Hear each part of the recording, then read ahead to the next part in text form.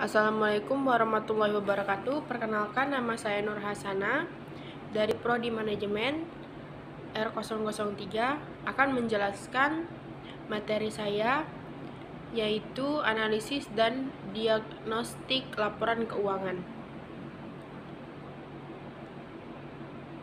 Pengertian analisis laporan keuangan. Analisis laporan keuangan adalah suatu proses penelitian laporan keuangan beserta unsur-unsurnya yang bertujuan untuk mengevaluasi dan memprediksi kondisi keuangan perusahaan atau badan usaha dan juga mengevaluasi hasil-hasil yang telah dicapai perusahaan atau badan usaha pada masa lalu dan sekarang. Tujuan dan manfaat analisis. Ada beberapa, yaitu untuk mengetahui posisi keuangan perusahaan dalam suatu periode tertentu, baik harta, kewajiban, modal, dan maupun hasil usaha yang telah dicapai untuk beberapa periode.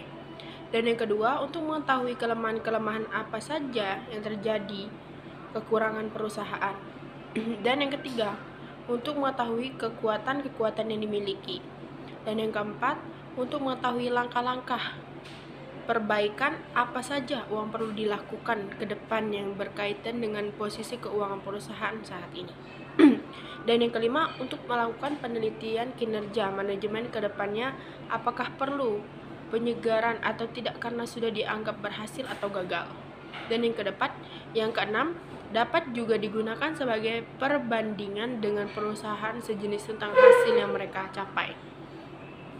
Metode dan teknik analisis. Ada beberapa, yaitu analisis internal, yaitu analisis yang dilakukan oleh mereka yang bisa mendapatkan informasi yang lengkap dan terperinci mengenai sesuatu perusahaan. Dan yang kedua, analisis eksternal, yaitu analisis yang dilakukan oleh mereka yang tidak bisa mendapatkan data yang terperinci mengenai suatu perusahaan. Dan yang ketiga, analisis horizontal, yaitu analisis perkembangan data keuangan dan data operasi perusahaan dari tahun ke tahun, guna mengetahui kekuatan atau kelemahan keuangan perusahaan yang bersangkutan.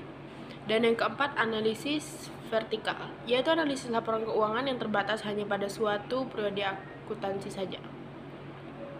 Selanjutnya, keterbatasan analisis laporan keuangan, yaitu ada beberapa. Yang pertama, laporan keuangan dapat bersifat historis, yaitu merupakan laporan atas kejadiannya yang telah lewat.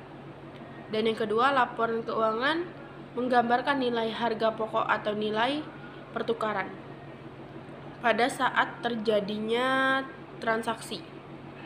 Dan yang ketiga, laporan keuangan bersifat umum dan bukan dimaksudkan untuk memenuhi kebutuhan pihak tertentu.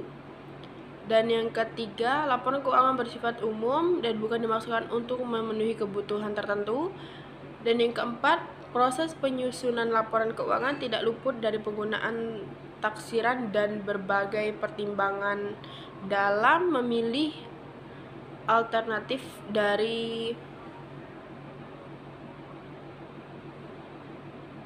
5. Akuntansi tidak mencakup informasi yang tidak material. Demikian pula, penerapan prinsip akuntansi terhadap tertentu mungkin tidak dilaksanakan jika hal ini tidak menimbulkan pengaruh yang material terhadap kelayakan laporan keuangan.